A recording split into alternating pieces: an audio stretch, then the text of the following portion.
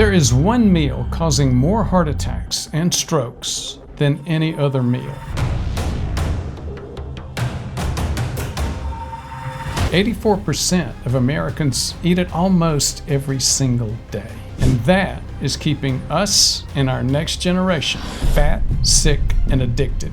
This information can help millions of people escape from the grip of big food, avoiding arterial plaque, clogged arteries, and death by heart attack or stroke.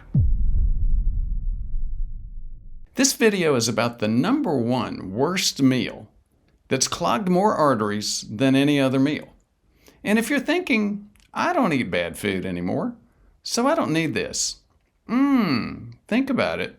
You'll hear some statistics that will surprise you in just a minute. And if you're thinking nobody that cares about their health eats this kind of stuff anymore, again, wait till you hear the numbers. Let me tell you, of the two major components of this meal, estimates show that 283 million Americans are regularly eating one component. That is 84% of Americans. And guess what? It gets worse. 90% of us are drinking the other component every week. So if you think that eating this meal is not happening anymore, believe me, you're in the minority. There are still millions, hundreds of millions of people making this mistake every day. It really frustrated me that I didn't know this before. I had to go through the personal experience of developing arterial plaque and years of research to finally understand what causes heart attacks and strokes. No wonder heart attacks and strokes, heart attacks especially, are the number one cause of death in the world. And yet doctors are missing the point on what clogs arteries in the first place. Unfortunately, despite well-intentioned doctors, you've been lied to. If you've been told that this is a cholesterol issue, specifically LDL, or even ApoB, for those of you that watch a lot of YouTube, that's just missing the point. So if it's not LDL or ApoB, what is it? The answer, the elephant in the room, is becoming more and more clear. It's inflammation, or more accurately, cardiovascular inflammation. There's still a lot of confusion regarding what causes cardiovascular inflammation. So I'm clearing the confusion for you right now. Metabolic disease. Let me repeat that. Metabolic disease. Now let me ask you this. What do you think is the number one neglected cause of cardiovascular inflammation and metabolic disease? You might have guessed it. It's called insulin resistance by the doctors. Everybody else calls it prediabetes or even full diabetes. Yes, there are plenty of other causes, but metabolic disease is the number one cause by far of cardiovascular inflammation, heart attacks, and strokes. Far bigger than LDL and ApoB. This brings us back to the worst breakfast. What is the worst ingredient that causes insulin resistance, cardiovascular inflammation, and leads to clogged arteries? If you said sugar and carbohydrates, you got it right. If you don't believe me, watch the following video. This is for the first half of that worst meal. Now, us boomers in the audience, let me warn you, you're about to get hit with a low blow of nostalgia. Over the years, Wheaties has always been the breakfast of champions. With what we put inside the box. Did it bring back memories of you with a bowl of cereal on your table? Cereal is the first part of that worst meal that clogs your arteries. The so-called breakfast of champions. Us boomers got that reference immediately. You guys from the other generations, you can now say, I understood that reference. And yes, to me, cereal includes unhealthy oatmeal, but not steel-cut oats. Now, there is a version of instant steel-cut oats, and those aren't good either. Now, remember, if you're already on a low-carb diet and you're thinking, well, this just doesn't apply to me. No, it may not apply to you. but it does apply to 283 million Americans, 90% of our social structure. So you should care. That's why it's so important to share this. Fortunately for me, I just never really liked cold cereal. Of course, like the rest of my generation, I did eat it many times because that was what was put in front of me, and that's what we had. But not as often as many friends and family members. So that was fortunate. But unfortunately, many of my substitutes were just not much better. I remember spending a lot of time in hotels as recently as 15 years ago, traveling for my work. I was almost half-time in San Antonio for 3 years, building the healthcare system for the Toyota truck plant there. We stayed at a great place, the Riverwalk. The hotel there had cereal, all the cereal you'd want for breakfast, one of those all-you-can-eat breakfast things. I didn't eat the cereal, but I ate something worse, maybe worse, at least just as bad. They had these do-it-yourself waffles with the waffle iron and the batter and a whole bunch of syrup.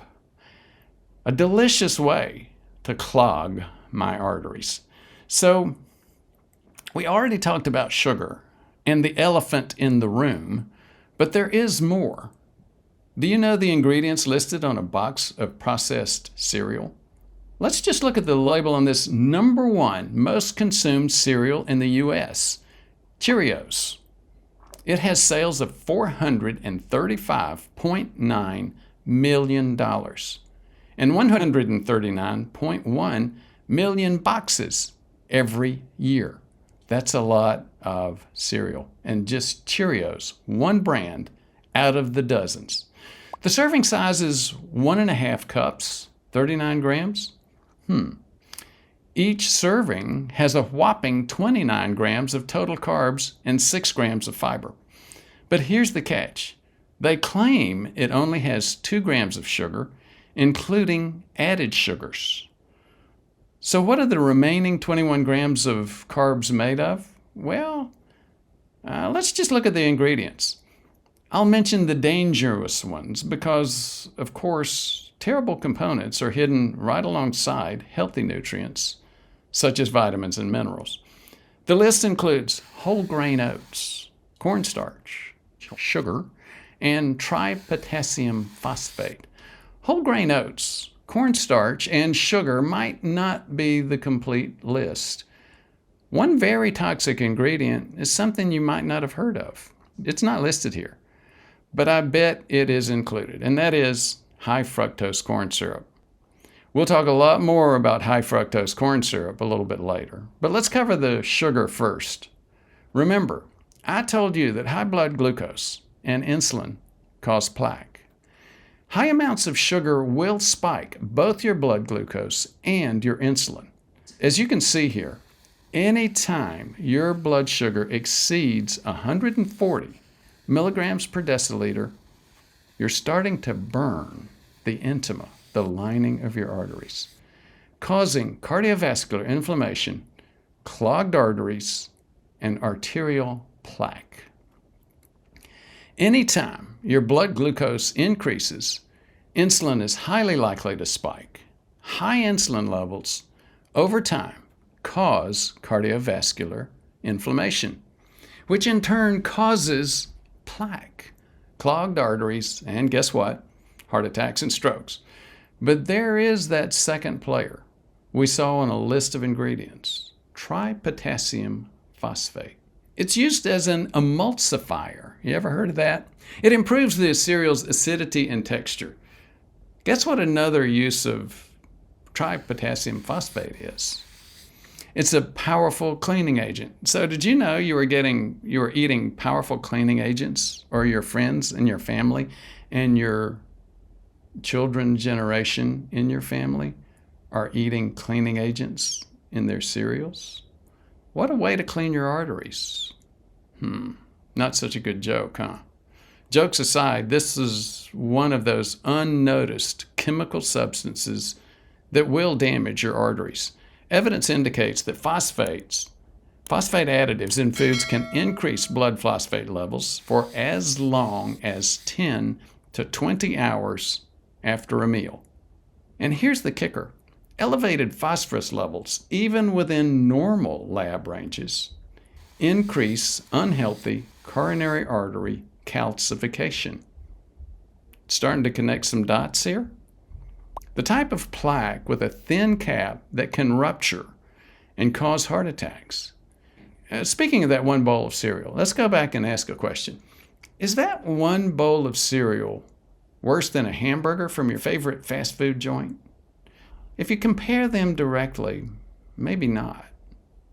But realize and think about it. Most people who have cereal for breakfast eat a lot more than just 1.5 cups. I can tell you for a fact, most people are eating way more than 38 grams of Cheerios in a typical Cheerio breakfast.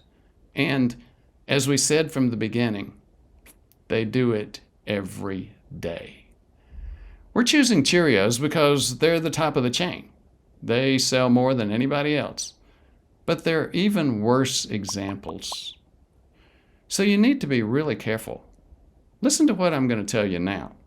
The next time you see a cereal box with a heart on the cover claiming it's healthy because it lowers cholesterol, just remember, this is actually a big food lie, big food wolf dressed as a sheep. And if you're wondering what happened to Wheaties, they're still a thing. They have basically the same ingredients as Cheerios, just a little bit fewer phosphates. You know, this one is for the champions. There's a third player in this equation. I mentioned it a few minutes ago, fructose. We'll talk more about it when I tell you about the second part of the worst breakfast that clogs your arteries. Well, wait a minute. Just as a matter of fact, let's go ahead and do that now. Let me give you the answer with another blast from the past. Orange juice with natural vitamin C from the Florida Sunshine Tree. Anita Bryant. That's a sticky song, right? The Florida Sunshine Tree. It really suits sticky arteries. Just like cereal, the orange juice business is thriving. It has an estimated revenue of $1.1 billion with a B dollars in 2023 alone. Orange juice. Remember my story on cereal? That hotel lobby in San Antonio? You had all the juice you wanted. I didn't like OJ. I was going to do better than that.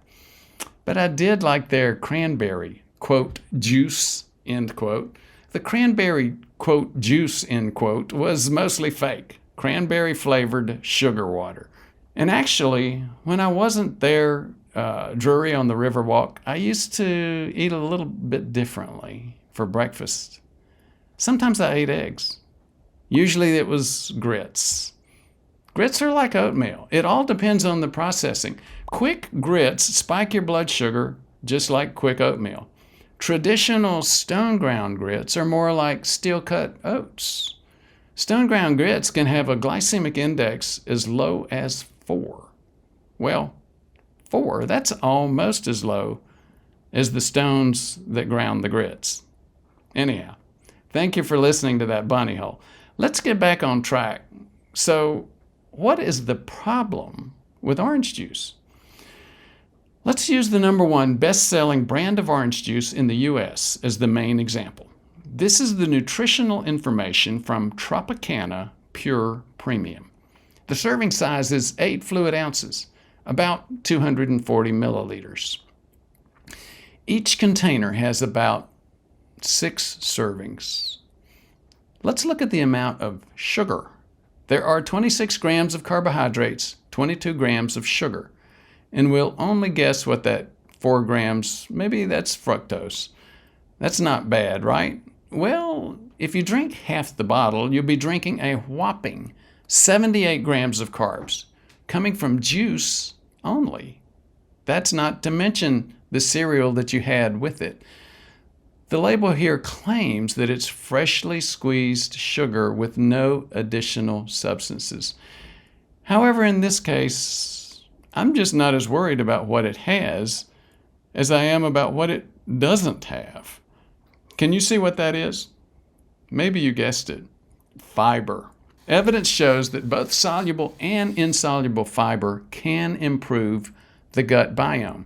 It decreases the impact of blood sugar, or at least dietary sugar, on the blood. That's why, on paper, eating an orange raw is not that bad. When you eat an orange raw, you have significant fiber to decrease the impact of glucose and fructose in that orange. How much? Well, let me discuss a key concept to help you understand this a little bit better. This is called the carbohydrate to fiber ratio. You divide the grams of carbohydrates in the fruit by the amount of fiber. A good ratio will be less than 5. Let's see. Orange. The average amount of carbs in an orange is about 12.29 grams. Divided by the average amount of fiber in an orange, 3.1 grams. That's a ratio of 3.9. If you eat all the fiber, and that's excluding the peel. Now suppose you look at the glycemic index, a reference that evaluates the impact of food on your blood sugar. In that case, the glycemic index for an orange is around 40 to 50. No, it's not the best, but it's still lower than 55, putting it in the low glycemic food category. But those numbers really don't mean anything if there's no fiber involved, which is the main problem with orange juice. Now, if you're a geek, you might think, that's cool and all, but Ford, I want to see the research. Well, let's look at the research for a minute, and you're likely to be surprised. The research is actually, again, very surprising. A meta-analysis involving 10 studies found that the effect of orange juice on body composition and other cardiovascular disease risk factors was not significant. So that's it? We were wrong? Orange juice is healthy? Hold your horses. A meta-analysis is only as powerful as the study it includes, and research, as we've shown time and time again, is based on the filters that the authors bring to the table. This one is not so powerful. The total number of people, even though it's a meta-analysis, the total number of people involved is less than 500, and that's for all 10 studies. None of those were in the U.S. where there were audits. None of those many questions that we have are answered by this research. So if you want the bottom line, you might think, okay, Ford, let's not get too bogged down in research, epidemiology, purgatory. Just tell me, is the orange juice healthy or not? Here it is. I believe drinking orange juice day after day will greatly increase your risk of diabetes and cause plaque. Now, you don't have to believe me and worry about what I believe. You can just test this yourself. Try one of those glucose monitors or even finger sticks. The glucose monitors are called CGM, continuous glucose monitor. Drink a glass of orange juice and see what happens. Remember, anytime your blood sugar rises above 140 milligrams per deciliter, that means danger. You also might want to remember that most of this is fructose, and it doesn't show so well on a glucometry monitor. So what you're seeing is not as bad as reality. Now also think about this. Even just a 20-point difference in your CGM, your blood glucose number, is like going from 80 to 100, is going to be pushing your insulin, which in the long term can keep you from burning body fat. Insulin stops body fat burning. Increase your cardiovascular inflammation, promote plaque buildup in your arteries, and I'm forgetting something. Oh, that's right. Let's talk about fructose again. There is no doubt that the biggest problem of fructose comes from sugar-sweetened beverages containing high fructose corn syrup. Apparently, this is not the case with Tropicana orange juice. But it is present in other brands. Fructose will go directly into your liver and promote fatty liver. Now, what's the big deal with that? Fatty liver. The evidence indicates that fatty liver is an independent risk factor for plaque buildup, the dangerous type, and the one with a thin cap. However, if you think 100% orange juice is safe, think twice. There's evidence that even raw orange consumption is associated with fatty liver. Now, you might be thinking, all of this it's really obvious. Everybody knows cereal and orange juice are just not healthy. Well, again, remember that 90% of Americans drink orange juice every week. And 84% of Americans are eating cereal on a regular basis. People believe that good old orange juice is healthy, but it's not their fault. There is one entity to blame for that: the food industry. They have been brainwashing generations with this for years, and they are doubling down now in their attentions. They want to make the breakfast of champions now the dinner of champions. You don't believe me? Okay, watch this. When I say cereal, you say dinner. Cereal. Dinner! Cereal. Dinner! Chicken! Wow, that's scary, isn't it? Fortunately, people are starting to wake up. Kellogg's has gotten beaten in the marketplace by folks that are beginning to push back. They've gotten significant backlash after publishing this ad.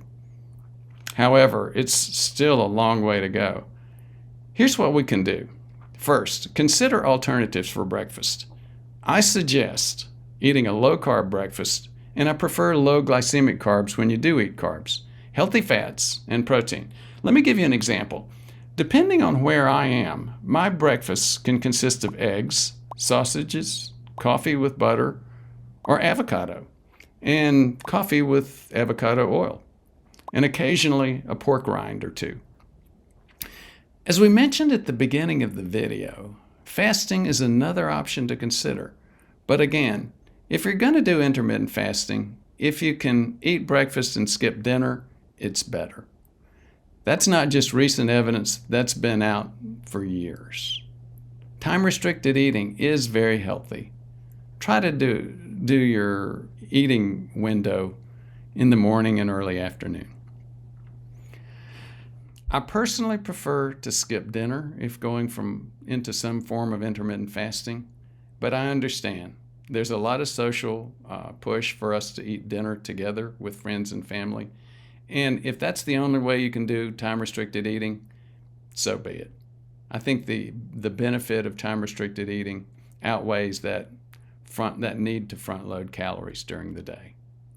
Now, here's one more thing that can impact a lot more people. Just share this video. Make more people aware of the dangers that's in front of their eyes. Heart attack and stroke don't come out of the blue. Plaque buildup happens, and you won't feel a thing. If you already have plaque and want to clean out your arteries, forget about cereal and orange juice and look at the top 7 foods we found that help reverse plaque. The video is right here.